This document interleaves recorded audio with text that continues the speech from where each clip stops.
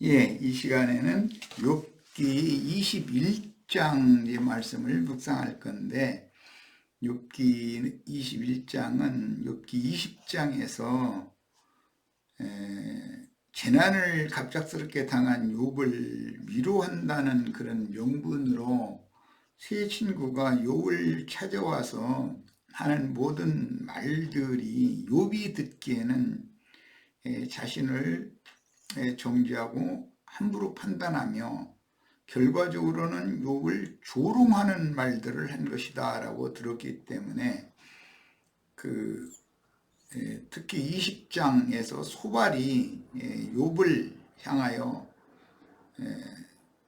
조롱하는 소위 너무 유식한 듯한 유식한지 하는 그런 많은 그 정죄의 말들에 대해서 반박하는 그런 내용이 욥기 21장입니다. 우선 문맥의 흐름을 이해를 돕기 위해서 우리 형제들 욥기 21장을 성경을 다 같이 펴고 21장 전체를 한번 읽어본 다음에 말씀을 나누도록 하겠습니다. 자, 욥기 21장입니다. 다 같이 본인의 성경으로 욥기 21장을 찾습니다.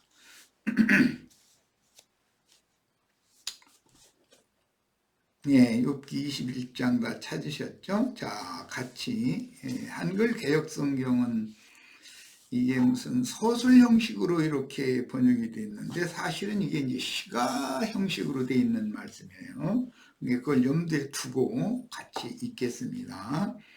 욥이 대답하여 이르되 너희는 내 말을 자세히 들으라. 이것이 너희의 위로가 될 것이니라.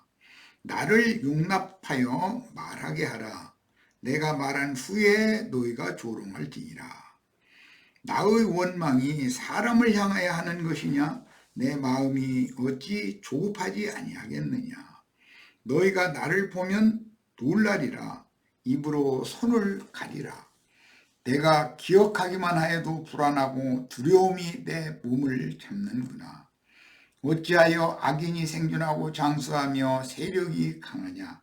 그들의 후손이 앞에서 그들과 함께 굳게 서고 자손이 그들의 목전에서 그러하구나. 그들의 집이 평안하여 두려움이 없고 하나님의 매가 그들 위에 임하지 아니하며 그들의 숫소는 새끼를 베고 그들의 암소는 낙태하는 일이 없이 새끼를 낳는구나. 그들은 아이들을 양떼같이 내보내고 그들의 자녀들은 춤추는구나. 그들은 소고와 수금으로 노래하고 피리 불어 즐기며 그들의 날을 행복하게 지내다가 잠깐 사이에 수월에 내려가느니라. 그러할지라도 그들은 하나님께 말하기를 우리를 떠나소서. 우리가 주의 도를 알기를 바라지 아니하나이다. 전능자가 누구이기에 우리가 섬기며 우리가 그에게 기도한들 무슨 소용이 있으랴 하는구나. 그러나 그들의 행복이 그들의 손안에 있지 아니하니 악인의 계획은 나에게서 멀구나. 악인의 등불이 꺼짐과 재앙이 그들에게 닥침과 하나님이 진노하사 그들을 곤고하게 하심이 몇 번인가. 그들이 바람 앞에 건불같이 폭풍에 날아가는 겨같이 되었도다. 하나님은 그의 죄악을 그의 자손들을 위하여 쌓아두시며 그에게 갚으실 것을 알게 하시기를 원하노라. 자기의 멸망을 자기의 눈으로 보게 하며 전능자의 진노를 마시게 할 것이니라. 그의 달수가 닿으면 자기 집에 대하여 무슨 관계가 있겠느냐. 그러나 하나님께서는 높은 자들을 심판하시나니 누가 능히 하나님께 지식을 가르치겠느냐.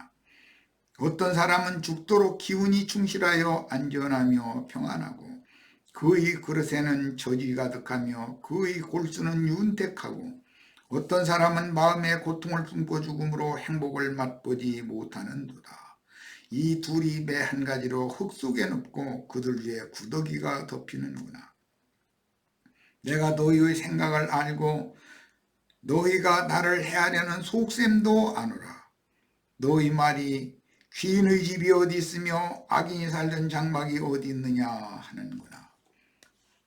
너희가 길 가는 사람들에게 묻지 아니하였느냐? 그들의 증거를 알지 못하였느냐? 악인은 재난의 날을 위하여 남겨둔 바 되었고 진노의 날을 향하여 끌려가느니라.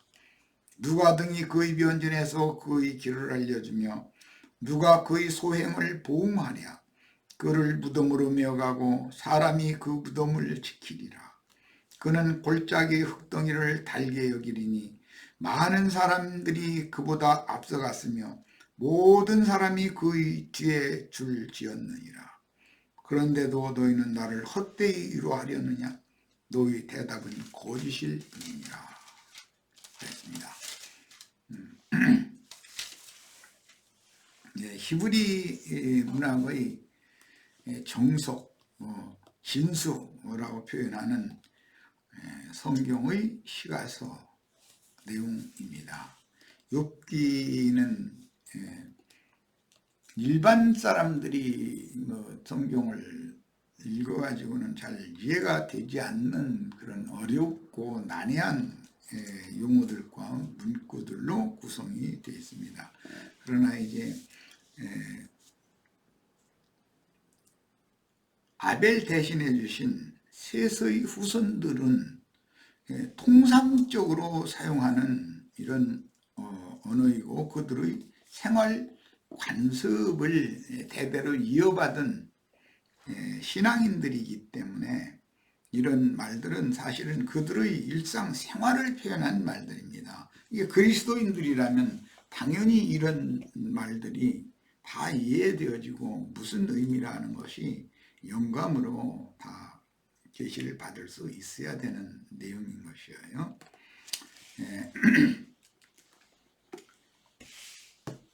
우리가 이제 1차적으로 욥기 21장을 전체적인 흐름을 이제 파악하기 위해서 다 읽어봤고, 이제 이 문장의 내용으로 들어가서 한 절 한 절을 살펴보도록 할 겁니다. 우선 컨윤곽을 위해서 욥기 21장 1절에서 34절 읽었던 말씀을 상기하시면서 문장의 흐름을 따라서 먼저 한번 살펴보도록 하겠습니다.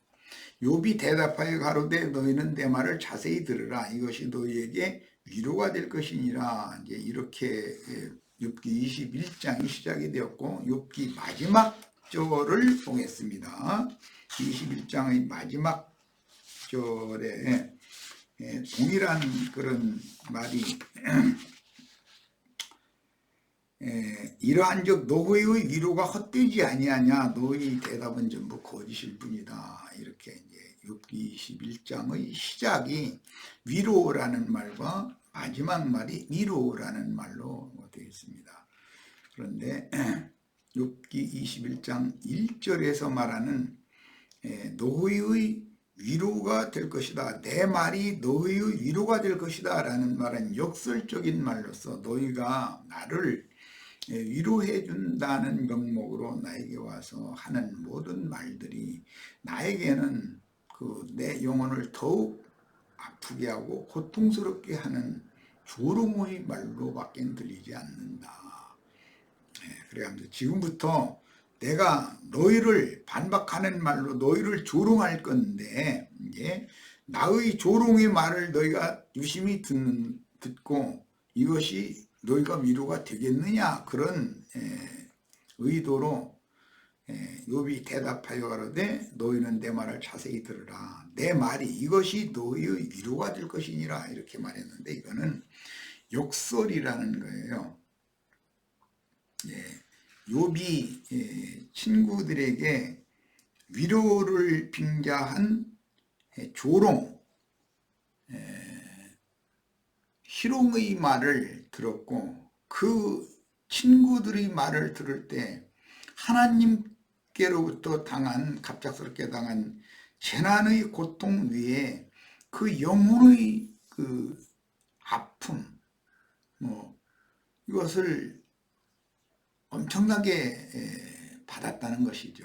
그것을 지금 이제 반박하는 말입니다. 그런데 이제 욥도 욥기 21장에서 보면 욥의 친구들과 같이 아직 온전케 된 사람들이 아닌 것을 알 수 있는 것은, 내가 가끔 이제 이 욥기, 시편, 잠언, 전도서, 아가서 등을 이제 간론을 할 때마다 증거하는 바와 같이, 사람이 누구와 무슨 문제가 벌어져서 다툼을 일으킨 경우에 그 사람의 문제, 그 사람과 나와의 문제를 가지고 다투고 말해야지, 그 조상이나 그 후손, 자손을 들먹이면서 어떤 말을 함부로 내뱉는 것은, 그것은 지나친 것이죠. 그것은 사람이라는 게 어떤 말을 해도 어떤 한계가 정해져 있는 것이거든요. 그런데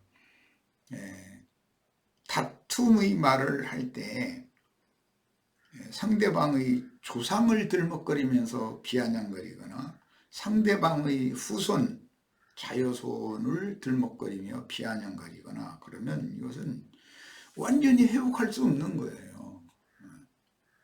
그것은 완전히 철천지니 원수관계가 되기 때문에 이런 것을 잘 생각해야 됩니다. 그리고 상대방과 다툴 때는 상대방의 문제만을 당신은 이런 문제를 이렇게 생각하고 있고 이렇게 보고 있지만 나는 또 다른 견해, 이런 견해도 가지고 있다. 같이 한번 고려해보자.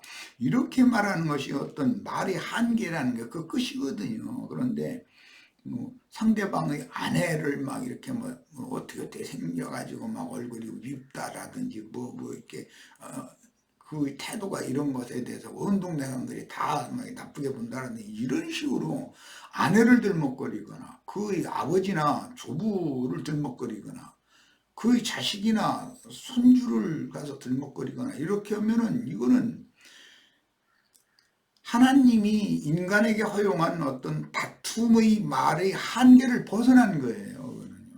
그런 식으로 말을 하면 절대 안 됩니다. 우리 지체들은 이런 얘기를 여러 번 들었으니까 세상 말로 일반 상식이라는 것이 있어서 그게 통해야 되는 것이거든요. 그런데 막 나가는 사람들, 이런 사람들은 앞뒤 동서남북 그 방향 이런 거 위아래 이런 거 가리지 않고 그냥 입에서 막 나오는 대로 그냥 쏟아내는 경우들을 인간사에서는 이제 경험하게 되는데, 그건 세상의 가장 타락한 사람들의 집단인 정치계나 또는 종교 지도자들이나 할 수 있는 그것은 무슨 마귀의 말인 것이지 그게 무슨 하나님을 아는 하나님 사람들이 말이겠어요. 이런 거에 대해서 잘 생각을 해보시고 오늘 우리가 읽은 욥기 21장에서 욥의 그 속에 꼬이고 좀 뒤틀린 그런 심사가 있는 것은 이해가 되지만, 왜 친구들이 먼저 욥을 재난을 당한 욥을 찾아와서 위로를 한다는 것을 빙자해서 오히려 인과응보사상, 선악과의 사상을 철두철미하게 적용을 해가면서 네가 죄를 범했고 네가 사곡한 자고, 즉 네가 삐뚤어진 자고 네가 이런 악을 행한 자이기 때문에 공의로운 하나님께서 너에게 이런 일을 오늘 보내신 거 아니냐, 너 회개하고 돌이켜라. 자꾸 이렇게 윽박지르고 공박하는 말을 할 때 욥은 자신이 친구들이 말하는 것 같은 그런 악행을 범한 사람이 아니라고 자부하고 있기 때문에 듣기가 너무 거북한 거예요. 거기에 대고 이제 그 친구들이 먼저 한 말이지만은 욥의 선조대, 욥의 후손대, 욥의 자식들까지 막 열이 막 하루에 막 이렇게 다 죽임당하고 이런 것을 들먹거려가면서 하니까 막 욥이 너무 고통스러운 거예요. 친구들은 욥을 위로하러 왔지, 욥을 그렇게 정죄함으로 속으로는 쾌재를 부르고 고소함을 누리고 자기 기분 풀이하러 온 것이 아니잖아요, 지금. 이제 이런 것을 통해서 우리는 인간사에서의 대화법도 배워야 되지만 말씀을 가르치는 하나님의 사람들, 설교자들의 태도가 어떠해야 되는지를, 그들의 말투가 어떠해야 되는지를 배울 필요가 있는 것이죠. 제일 주의해야 되는 것은 절대로 조상이나 후손이나 상대방의 아내나 이런 어떤 흠을 잡으면 안 된다. 상대방과 나와의 관계만을 가지고 대화를 해야 되는 거예요. 그게 한계예요. 그걸 벗어나면 안 되는 거예요, 절대로. 하늘이 정한 사람의 말이라는 건 그 사람의 품격이고 사람의 인격인 건데, 하늘이 정한 어떤 그 틀이라는 것이 있고 한계라는 것이 있잖아요. 그걸 함부로 벗어나면 안 되죠. 자, 이제 본론 말씀으로 들어갑니다. 지금 욥기 21장은 시작 말씀이 이것이 너희 위로가 될 것이니라 했고, 끝에 이제 마지막 말씀이 결국은 이러이러한즉 내 말이 너희 위로가 헛되다는 걸 입증하고 있지 않느냐. 너희 대답은 전부 거짓일 뿐이다. 이제 이렇게 결론을 내리고 있어요.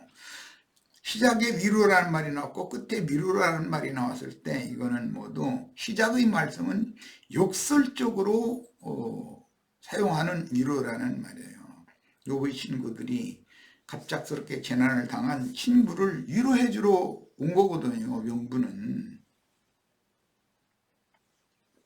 그런데 친구들이 말을 욥이 들을 때 욥의 영혼의 안식과 위로를 받은 것이 아니라 아픔과 고통을 더 받았다는 것을 지금 역설적으로 말하는 거예요. 지금부터는 좋다. 너희가 나를 그렇게 조롱하는 말로 위로한답시고 나를 그렇게 함부로 비판하고 참수하는 말로 나를 희롱했지. 좋다. 나도 이제부터 나의 이 말로 너희를 한번 희롱할 거니까, 조롱할 거니까 한번 너희가 내 말로 한번 위로를 받아봐라.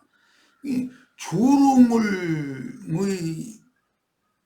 말을 하는데 어떻게 상대방이 위로를 받겠어요? 이게 역설의 말이죠. 자, 이런 개념을 마음에 담아두시고 이제 본문 말씀으로 들어가는 거예요. 나를 용납하여 말하게 하라.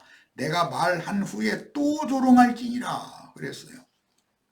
이어지는 말이에요. 너희가 위로가 내 말이 너희에게 위로가 될 것이다. 이 말은 역설이라는 건 이미 말씀드렸고, 나를 용납하여 말하게 하라. 그러니까 나도 너희를 위로한다라는 명목으로 너희를 희롱하는 말을 좀 할 거니까 너 유심히 들어보고 내 말을 하도록 용납 받아들여라.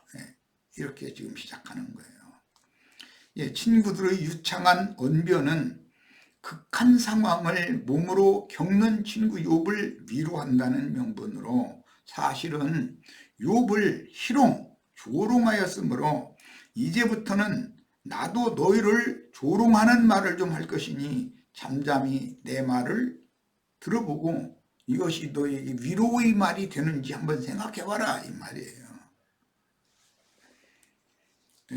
우리 번역에 나의 원망이 사람을 향하여 하는 것이냐라고 이제 3절에 이렇게 했는데, 여기 원망이라는 용어는 근심이라는 말이에요. 이 번역을 이것은 조금 그런 의미도 있지만 원망이라는 개념보다는 근심, 나의 고통을 호소하는 말, 그런 뜻이에요. 그러니까 나의 근심이 사람을 향하여 하는 말이냐. 나는 지금 어찌 초급하지 아니하겠느냐 이러는데, 내가 하는 말은 너희를 향해서 원망하는 그런 말이 아니다. 내가 나의 형편에 대해서 근심을 하나님 앞에 토로했는데, 그것은 내가 왜 이런 재난을 당해야 되는지, 나에게 허물이 만약에 있다면 무슨 허물이 있어서 그러시는지 이것을 좀 가르쳐 주세요 라고 나는 지금 하나님 앞에 토설하고 있는 중이었다, 이제 이 말이죠. 그 다음에 너희는 나를 보아라, 놀라라, 손으로 입을 가리워라. 이렇게 이제 표현을 했는데, 여기 나를 보아라라는 것은 갑작스럽게 재난을 당해서 가문이 완전히 그냥 망해버린 그런 상황을 너무 애통하는 심정으로 근심을 토하는 욥의 심정이 왜 이런 근심을 하나님 앞에 토할 수밖에 없는지. 나를 보아라라는 것은 이제 속된 말로 내가 이렇게 갑작스럽게 집안이 완전히 쑥대밭이 되고 망해버린 것, 이거에 대해서 내가 하나님 앞에 근심을 토하면서 하나님 앞에 그 까닭을 좀 가르쳐 달라고 토설하고 하나님 앞에 이제 재판석의 용어인데, 이것은 항변하고 하는 이런 모습을 우리가 좀 그 내막을 살펴봐라. 그리고 손으로 너 입을 가리라, 이렇게 말한 것은 나의 이런 근심을 하나님 앞에 토로할 수밖에 없는 이런 심정을 너희가 헤아린다면, 즉 위로하고자 하는 마음이 진실하다면 너희는 할 말이 없을 거다. 그런데 무슨 많은 너희 지식 자랑을 하고 너희가 유식한 것 같이 내 앞에서 보이려고 많은 유창한 언변으로 이런저런 말을 하지만, 너희들의 그 말을 들음으로 내가 위로를 받는 것이 아니라 더 큰 상처와 아픔을 당하고 있다, 이런 말이에요. 내가 추억하기만 해도 답답하고 두려움이 내 몸을 잡는구나. 여기 추억하기만 해도라는 건 내가 그렇게 갑작스러운 재난을 당하여 재산 나라가 자식들 다 죽어, 아내는 당신이 믿는 하나님, 그런 하나님이라면 차라리 하나님 원망하고 죽어버려라, 이렇게 보면 아내마저도 등을 돌리고, 그러는 사이에 집안이 쫄딱 망하고 나니까 자기가 나타나면 다 일어서 머리 숙이고 하던 사람들이 등을 돌려버리고 뒤에서 쓰군거리고, 뭐 인심이 다 떠나가는 이런 상태를 자기는 속수무책으로 당하고만 있는 거예요. 어떻게 해볼 수 없는 거잖아요, 지금 욥의 입장에서는. 이제 이런 것을 내가 당한 일들에 대해서 나는 더 이상 생각하기도 싫다. 그런 것을 추억하기만 해도 막 가슴이 막히는 것 같이 답답함을 느끼고, 또 괜히 막 그 몸서리쳐지도록 두려워진다는 거예요. 두려움이 자신을 공포감에 사로잡히게 된다는 거죠. 그런데 너희는 내가 당한 것과 같은 것을 몸으로 당하지 않았기 때문에 나를 위로한다는 명목으로 사실은 나를 더 아프게 하는 많은 말들로 너희의 유식함을 자랑하고, 너희의 그 언변 자랑을 하고, 너희의 그 선악과에 의한 그 철학적인 지식을 자랑하고 너희를 뽐내는 기회로 삼으려고 하지 않냐. 그것은 나를 희롱하는 짓이지, 그게 나를 위로하는 그런 진심이 없는 거 아니냐, 이 말이에요. 얼마든지 인간 사회에서는 이런 위로를 빙자해서, 선한 말을 빙자해서 애들로 표현한다고 그러는데, 빙 돌려가지고 상대방을 아주 생매장을 시키고 다시는 일어나지 못하도록 산채로 관에다 넣고 관뚜껑 못지로 하는 그런 말이라는 것이 행행할 수가 있어요. 어찌하여 악인이 살고 수를 누리고 세력이 강하냐. 앞에서 이제 친구들이 욥을 사곡한 자여 악인이라고 단정해놓고 나서 많은 말들을 했기 때문에 욥이 보아온 악인들과 친구들이 욥을 보는 악인이라는 사곡한 자라는 그 관점이 이제 이렇게 다르다라는 걸 지금부터 이제 반박을 하는 겁니다. 자, C가 그들이 앞에서 그들과 함께 굳게 서고, 이 C라는 것은 후손을 말하는 거예요. 자손이 그들이 목전에서 그러하는구나. 조상 대대로 어느 가문이 영화를 계속 유전시킨다, 그런 말이죠. 그 집이 평안하여 두려움이 없고 하나님의 매가 그 위에 임하지 아니하며 그 숫소는 영락없이 새끼를 배게 하고 암소는 새끼를 낳고 낙태하지 않는구나. 그러니까 어느 가문이 흥왕하고 일어날 때는 자손이 번창할 뿐 아니라 그 가문의 그 재산도 이렇게 번창하더라. 욥의 친구들이 욥의 멸망에 대해서 조롱하는 말투로 악인의 가문은 이렇게 급속하게 멸망한다, 망한다 라는 말을 입증하는 그런 여러 가지 유창한 말들을 했기 때문에 그 말을 잠잠히 듣는 욥은 막 가슴이 막 후려 폐임을 당하는 그런 아픔과 고통을 느꼈던 것이죠. 이건 참다. 너희가 나를 위로한답시고 이렇게 희롱하는 말을 함부로 내뱉었는데 이제부터는 내가 너희를 좀 역으로 위로를 해줄 테니까 내 말로 너희 한번 위로를 받아봐라. 그런데 지금부터 하는 말은 내가 너희를 지금 위로한다라는 건 명분이고 실제로는 너희를 좀 무엇이 잘못됐는지를 조롱하는 말을 좀 지금부터 할 거다. 그러니까 내가 너희를 조롱하는 말을 들어보고 너 위로 받아봐라. 이런 지금 역설적인 말을 하는 거예요. 속세의 말로는 그게 오기에 찬 말을 한다 이런 말이죠. 그들은 아이들을 내어보냄이 양떼 같고 그 자녀들은 춤추는구나.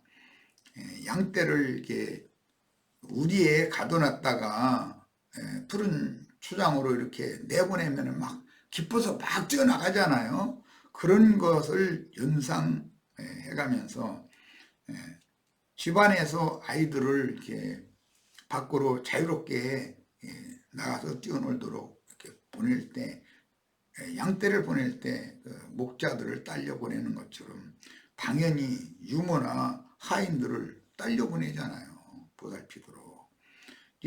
그게 영화를 누리는 집안의 상태를 이렇게 표현을 한 거예요. 그들이 소고와 수금으로 노래하고 피리 불어 즐기며 그날을 형통하게 지내다가 경각간에 음부에 내려가느니라. 진짜 악인들인데 악인들의 아이들이 또 그 자자손손이 다 이렇게 행복하게 잘 살고 형통하게 지내다가 그들도 어차피 죽더라. 내가 보니까. 그러할지라도 그들은 하나님께 말하기를 우리를 떠나소서 우리가 주의 도리 알기를 즐기하지 아니하나이다. 인간 영화가 극에 달하고 하늘로부터 오는 어떤 재난 이런 것을 몸으로 경험하지 않은 사람들은 자신들이 그런 영화를 누리고 행복을 누리고 하는 거에 대해서 하나님의 도리를 알려고 하지 않고 그냥 현상에 도취돼 버린다는 거예요. 그런 상태로 죽더라 이거예요. 욥이 볼 때는. 근데 이것을 지금 비교하고 있어요. 전능자가 누구이기에 우리가 섬기며 우리가 그에게 기도한들 무슨 유익이 있으랴 하는도다. 그랬어요. 그러니까 하나님을 찾지도 않고 알지도 못하는 사람들도 그게 진짜 악인들인데 그들은 다 일생을 평탄하게 살고 행복하게 살다가 그냥 죽더라. 그런 사람과 극한 재난을 경험을 한 내가 악인이라면 나와 한번 비교해보자. 욥은 지금 이 생이 끝이 아니다라는 것을 말하고자 하는 거예요. 현세에서의 고난은 장차올 영광과 좋게 비교되지 않는 것이다 라는 것을 욥은 19장에서부터 그걸 터득을 한 말을 하고 있는 중이기 때문에 이 생이 끝이 아니더라. 이 생에서 매사가 다 잘 된 것이 그게 영원 세계에서도 하나님의 세계에 들어가서도 잘 된다는 보장이 어디 있느냐, 지금 이것을 제시하고자 하는 겁니다. 그들의 복록이 그들의 손으로 말미암은 것이 아니니라. 악인의 계획은 나와 판이하니라. 이 결정적인 결론의 말을 미리 하고 있는 거죠. 진짜 악인들, 하나님께서 그들에게 복록을 누리도록 후히 대접해 주셨지만 그들은 하나님을 찾지도 않고 하나님께 말하기를 우리를 떠나서서 우리가 주의 도리 알기를 즐겨하지 아니하나이다. 전능자는 누구이기에 우리가 전능자를 섬기며 우리가 그에게 기도한들 무슨 이익을 얻겠느냐. 이 말은 우리 조상 대대로 우리 노력으로 우리가 이렇게 수고하고 열심을 내서 하다 보니까 이렇게 잘 된 것이지, 우리는 선한 사람이니까 하나님이 복을 준 것이지, 이런 식으로 그냥 생각해 버린다는 거예요. 그런데 욥이 볼 때는 이 생을 사는 동안에 그런 영화를 누린 사람도 한 생애가 마치면 죽고, 이 생에 사는 동안에 욥과 같이 사람의 말로는 이룰 수 없는 그런 재난을 당한 사람도 한 생에 살다 죽는 건 마찬가지인데, 그것이 다가 아니다라는 걸 나는 하나님에게 계시로 받은 것이 있다. 이 말을 이제 앞으로 해나가고자 하는 거예요. 토를 닦는 말을 지금 하고 있는 중이죠. 악인의 등불이 꺼짐이나 재앙이 그들에게 임함이나 하나님이 진노하사 그들을 곤곡해 하심이나 그들이 바람 앞에 금불같이 폭풍에 불려가는 겨같이 되는 일이 몇 번이나 있었더냐. 하나님을 찾지도 않고 알지도 못하고 알기를 원하지도 않는 그런 불신자들이 이 생에서 그렇게 영화를 누릴 때 그들에게 과연 그들도 우리라고 고난이 없느냐, 이렇게 말을 못하게 하려는 말을 하는 거죠. 그들이 고난을 받았은들 과연 나와 같이 절절하게 뼈에 사무치도록 고난을 당하면서 하나님과 나와의 관계는 과연 무엇인가? 하나님과 우주 만물과의 관계, 조물주와 피조물의 관계, 과연 이것은 무엇인가? 그 정확한 어떤 자리를, 정립을 정확하게 하는 것 때문에 고심해보지 않는다는 거죠. 그건 성경의 용어들은 그건 짐승이지 사람이 아니다. 지금 사실은 그 말을 한 거예요. 하나님이 그의 죄악을 쌓아두셨다가 그 자손에게 갚으신다 하거니와 그 몸에 갚으셔도 그로 깨닫게 하셔야 할 것이라. 어느 세대, 어느 후손인데 몇 대까지는 평강을 누리고 행복을 누리고 사는데 어느 대에 가면 갑자기 그 집안 전체가 가문이 무너질 수가 있고, 또 몇 대 동안 고생하다가 몇 대 이후에는 또 일어날 수가 있고, 자, 이렇게 순환을 시킨다는 거죠. 그런데 이것은 어느 대에 딱 걸리면 그 대에서는 몸으로 재난을 겪고 나서야 하나님의 원대한 인간 세상의 경영, 그 다음에 하나님의 세계의 경영, 순환의 법칙이라는 거예요. 태어나고 자라고 혼인하고 후손을 남기고 그 다음에 아버지를 장사하고 그 다음에는 내가 가면 내 아들이 나를 장사하고, 이게 순환이거든요. 그런데 이런 것을 깨닫는다는 것은 본인이 몸으로 이런 재난을 몸소 겪어보기 전에는 이게 깨달아지지 않는다는 거예요. 그러니까 짐승이 방불하다는 거죠. 이제 우리 인간 세상에서도 젊은 날 친구의 부친이나 모친께서 세상을 떠나셨다는 이제 부고를 들으면 그 의무적으로 그 이제 조문을 가는 거예요. 그런데 조문 가서 이렇게 상주된 친구에게 뭐 형식적인 위로의 말 몇 마디 전하고 위로금 조금 주고 그러고 밥 한 그릇 얻어 먹고 그러고 이제 돌아오는 거예요. 그게 이제 그걸로 끝이에요. 그런데 나이가 먹어서 이 그런 상가에 이제 가면은 자기 이제 동료나 자기 이제 선배나 이런 이제 그런 이제 상가에 가는 거예요. 가면은 이 일이 곧 내일 모레 내가 당하는 일이고 내 자식이 나를 이렇게 장례를 치를 것이다. 그런 것을 절절하게 깨달아가면서 돌아오게 되거든요. 그걸 이제 막 나의 일로 이게 받아들이고 오거든요. 그러니까 청년 때 조문을 가는 것과 노년이 되어서 조문을 가는 것은 똑같은 조상집에 가는데 전혀 다른 개념으로 가는 거예요. 그런 것을 잘 생각해 보셔야 돼요. 그런데 이것은 생명률이기 때문에 어쩔 수 없어요. 인계사 많아봐야 40대, 50대 된 중장년에 들어간 사람들이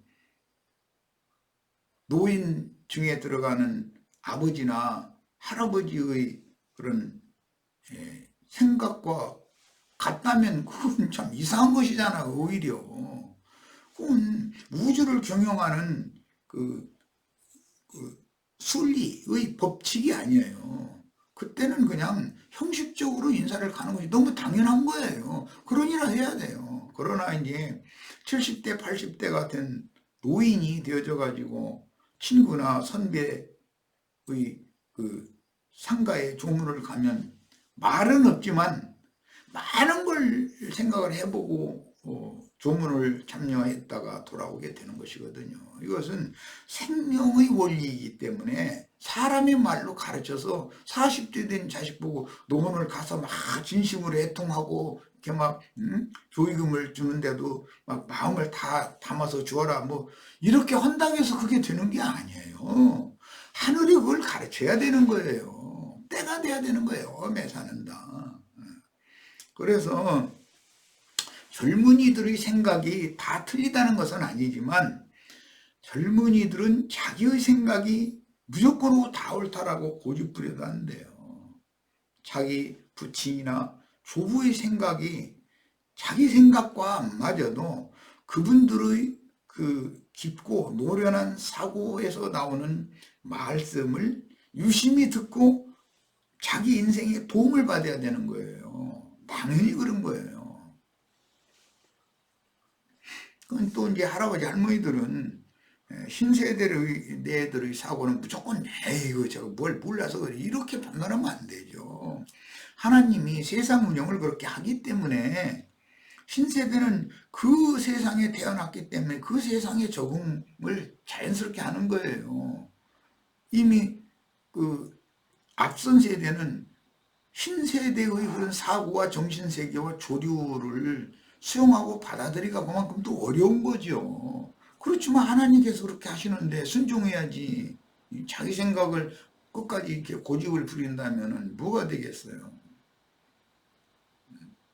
시어머니와 며느리 사이가 왜 사이가 안 좋아요? 대부분 서로가 생각이 달라서 그런 거거든요. 그러면 시어머니가 어른이니까 며느리의 생각을 수용을 먼저 해줘야 돼요. 그러면 며느리는 어머니의 생각이 너무 고루한 것 같고 옛날 방식인 것 같고 그래도 또 그걸 수용을 해야 돼요. 그래서 매사를 다 연착륙시키는 것이 중요하다. 예, 극과 극으로 뚝 잘라서 뭐를 하고 이런 방식으로 하나님은 운영하지 않는다는 거예요. 스무스하게 이렇게 연착륙하는 방식으로 우주를 경영을 하시는 거예요. 가을철에서 겨울철로 들었을 때 갑작스럽게 막 추수하는데 영하 10몇 도 뭐 이렇게 내려가기는 안 하시잖아요. 곧 겨울이 온다라는 것을 예고하기 위해서 서리를 먼저 보내고 찬바람을 불게 하고 살얼음이 끼게 하고 그 다음에 눈이 내리게 하고 이런 다음에 이제 영하 뭐 10몇 도로 내려가는 완전히 동절기로 이제 들어가게 만들잖아요. 이렇게 매사를 다 어떤 연착륙이라고 하는 방법을 동원해서 어떤 연결을 하신다는 거예요. 이것이 하나님의 우주의 경영 방법이셔요. 뭐 대부분 성경에는 3, 4대라는 말이 이제 많이 나오는데 3, 4대는 그 잠깐이지만 같은 시간과 공간에서 이 생을 생존할 수 있어요. 그러나 앞선 세대의 순서대로 먼저 떠나고 나는 또 순서대로 자여손을 또 두게 되고 이렇게 해서 3, 4대가 계속해서 돌아가는 거거든요. 그럼 그게 예를 들어서 중조부와 내 아들이 생각이 같을 수가 없는 거잖아요. 그 중간에 내가 있고 나의 아버지가 있고 내 자식으로 말하면 할아버지가 있고 이렇게 그 연결고리를 거쳐서 중조부가 계셔야 맞는 거잖아요. 그래야 아무 문제 없이 잘 굴러가는 거예요. 이게 하나님의 전능성이다라는 걸 꼭 이해를 하시길 바라요. 왜 내가 이런 얘기를 강조를 하느냐면은 어떤 말이라는 것이 내가 하고 싶은 말을 다 한다고 해서 속이 후련할 것 같으죠. 그렇지 않습니다. 절대 그렇지 않습니다. 내 하고 싶은 말을 입에서 나오는 대로 그냥 함부로 쏟아내고 나오면 그 자리에서는 후련할지 모르지만 딱 돌아서면 하나님께서 등줄기에 땀을 흘리게 만들어요. 이마에 땀을 흘리게 만들어요. 너는 왜 내가 시키지도 않는 말, 네 머릿속에서 고안해내고 순간적으로 뱀이 너에게 준 그런 생각을 여과 없이 그냥 내뱉어 버렸느냐. 그 상대방이 앞으로 너를 그렇게 예를 들면 속되게 말하면 씹고 너를 그렇게 비아냥거리고 조롱하는 말을 여기저기 퍼뜨리고 다니고 없는 흠 있는 흠에서 막 꿈에 대해서까지 이렇게 거짓말 퍼뜨리 유포시켜가지고 너를 완전히 곤경에 처하게 한다면 너 어떻게 하려고 그러느냐. 이렇게 책망을 주시면 그 하나님과 늘상 교통하는 사람이거든요. 그런데 쾌재를 불러 막 그러면 이 사람은 영이 죽은 사람이에요. 그게 쾌재 부를 일이 아니잖아요. 사람의 어떤 언행심사라는 것은 하늘이 정한 어떤 법칙이라는 것이 있고 한계가 있는 거예요. 절대로 어떤 한계를 벗어나면 안 됩니다. 그러면 나에겐 재앙이 닥치는 거예요. 거기에 대한 징벌이 당연히 오죠. 한계를 벗어나는 것을 두려워할 줄 아는 것이 하나님 앞에 순종을 배운 사람이고 하나님의 손으로 친히 기르심을 받아본 사람이에요.